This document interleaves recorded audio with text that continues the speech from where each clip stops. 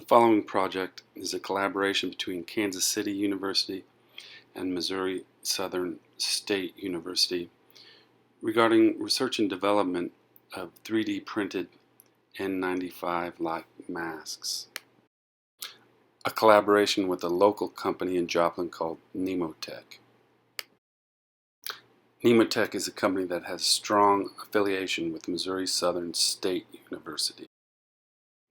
A recent article in the Joplin Globe newspaper highlights this company's production of free personal protective equipment. Traditional 3D printing with traditional materials uses a cross-hatching pattern. This traditional 3D printing approach produces perfect niches for microbes and virus particles to hide in. As opposed to a traditional approach using traditional 3D printing materials, our collaborators are employing polypropylene single-walled 3D approach. This unique approach renders these masks durable, chemically resistant, reusable, autoclavable, and very versatile with respect to their filter assembly.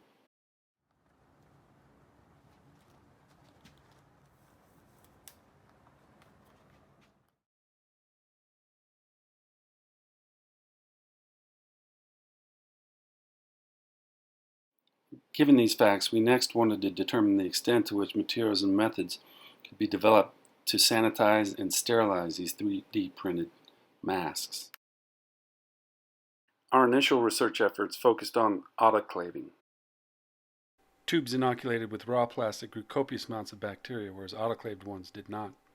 Gram-negative raws, gram-positive diplococci, probably E. coli, and Staphylococcus epidermis.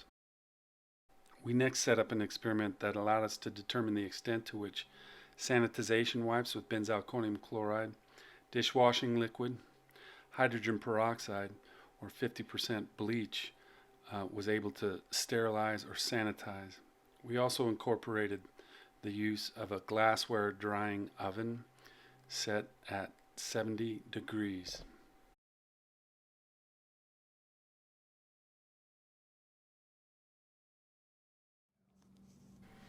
Following an overnight incubation in culture media, none of the samples exhibited any growth whatsoever.